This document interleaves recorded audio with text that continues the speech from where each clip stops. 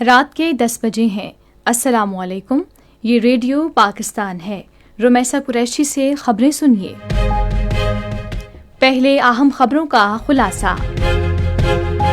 وزیر اعظم نے تمام وفاقی اور صوبائی وزارتوں کو ہدایت کی ہے کہ وہ آئندہ موسم برسات کے خطرات سے مؤثر انداز میں نمٹنے کے لیے جامع حکمت عملی اختیار کریں۔ خواتین کے بارے میں اسلامی تعاون تنظیم کی نویں 2 روزہ وزارتی کانفرنس اس ماہ کی 12 تاریخ سے اسلام آباد میں شروع ہوگی۔ فیڈرل بورڈ آف ریونیو نے مالی سال 2026 کے لیے 13 ٹریلین روپے سے زائد کا اپنا سالانہ ٹیکس وصولی کا ہدف حاصل کر لیا ہے۔ اور خواتین کے T20 عالمی کپ کرکٹ ٹورنامنٹ کا دوسرا سیمی فائنل کل لندن میں انگلینڈ اور جنوبی افریقہ کے درمیان کھیلا جائے گا۔ اور اب خبریں تفصیل کے ساتھ۔ وزیر اعظم شہباز شریف نے تمام وفاقی اور صوبائی وزارتوں اور اداروں کو ہدایت کی ہے کہ وہ آئندہ موسم برسات اور موسمیاتی خطرات سے مؤثر انداز میں نمٹنے کے لیے مکمل رابطے کو یقینی بناتے ہوئے جامع حکمت عملی اپنائیں۔ انہوں نے یہ بات آج اسلام آباد میں مانسون کی تیاریوں اور موسمیاتی خطرات سے نمٹنے کی حکمت عملی کے جائزہ اجلاس کی صدارت کرتے ہوئے کہی۔ شہباز شریف نے موسمیاتی تبدیلی کے وزیر اور قومی ہنگامی امدادی ادارے کے چیئرمین کو بھی ہدایت کی کہ وہ رواں ہفتے کے دوران ان تمام صوبوں اور آزاد جموں کشمیر اور گلگت بلتستان کے ہنگامی دورے کریں تاکہ مانسون کی تیاریوں کو یقینی بنایا جا سکے۔ وزیر اعظم محمد شہباز شریف نے چاروں صوبوں گلگت بلتستان اور آزاد جموں کشمیر میں دانش اسکولوں کی تعمیر جلد از جلد مکمل کرنے کی ہدایت کی ہے۔ وہ آج اسلام آباد میں ملک میں دانش اسکول اور دانش یونیورسٹی کے قیام کے حوالے سے اجلاس کی صدارت کر رہے تھے۔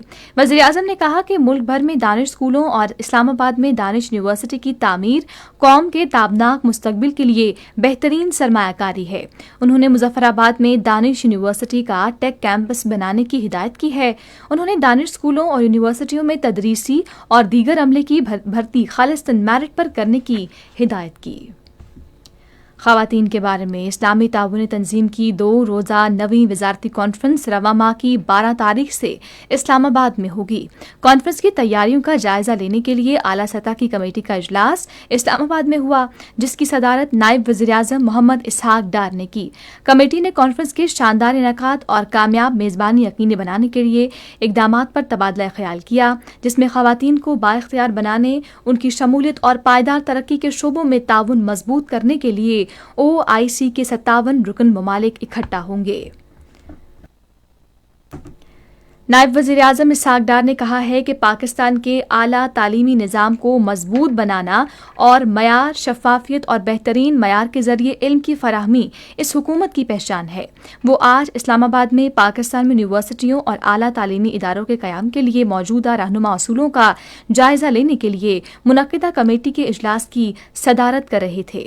کمیٹی نے پاکستان میں اعلیٰ تعلیمی اداروں کے قیام اور ایکریڈیشن کے لیے 2026 کے HEC ریگولیٹری فریم ورک کے مسودے کا جائزہ لیا۔ اسحاق ڈار نے HEC کو ہدایت کی کہ وہ اس کمیٹی کی فراہم کردہ سفارشات کو شامل کرے اور نظر ثانی شدہ مسودے کو وفاقی کابینہ میں منظوری کے لیے پیش کرنے کے لیے وزارت وفاقی تعلیم کو پیش کرے۔ فیڈرل بورڈ آف ریونیو نے مالی سال 2025-26 کے لیے ٹیکس وصولی کا اپنا سالانہ ہدف حاصل کر لیا ہے، جس کے تحت مجموعی ٹیکسوں کی مد میں 13 ٹریلین روپے سے زائد کی وصولی کے ذریعے اپنے نظر ثانی شدہ ہدف کو 100% پورا کیا گیا ہے۔ ٹیکس اتھارٹی نے مالی سال کے دوران 597 ارب روپے کے ٹیکس ریفنڈز ادا کیے۔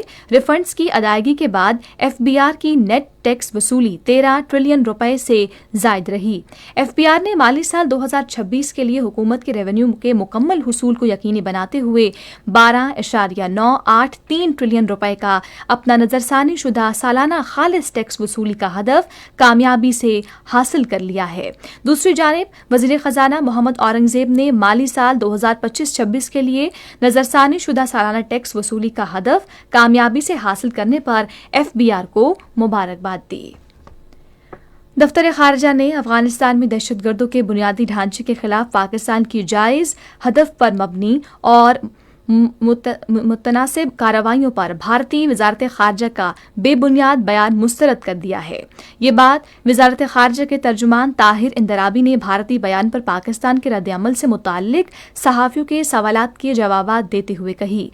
तर्जुमान ने कहा कि ये बेबुनियाद बयान एक ऐसे मुल्क की तरफ से सामने आया है जिसने तारीखी तौर पर अक़वाम मुत्तहिदा के मंशूर की खिलाफ वर्जी करते हुए अपने हमसाया ममालिक की खुद मुख्तारी और इलाकाई सालमियत में मुदाखलत की और उसे नुकसान पहुंचाया, और ये मुल्क अक़वाम मुत्तहिदा की मुतालिका करारदादों की खिलाफ वर्जी करते हुए मकबूजा जम्मू कश्मीर में कश्मीरियों को उनका हक़ के खुद इरादियत देने से मुसलसल इनकारी है।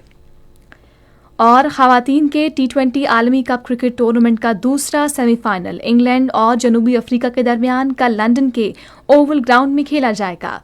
मैच पाकिस्तान के मयारी वक्त के मुताबिक रात 10:30 बजे शुरू होगा। ऑस्ट्रेलिया पहले ही फाइनल में पहुंच चुका है, जो इतवार को लॉर्ड्स में खेला जाएगा। इसी के साथ खबरें खत्म हुई। मजीद खबरों और तज्जियों के लिए आप विजिट कर सकते हैं हमारी वेबसाइट, पता है radio.gov.pk, और फेसबुक के link radio Pakistan news official पर बराह रास्त वीडियो स्ट्रीमिंग भी मुलाहिजा कीजिए।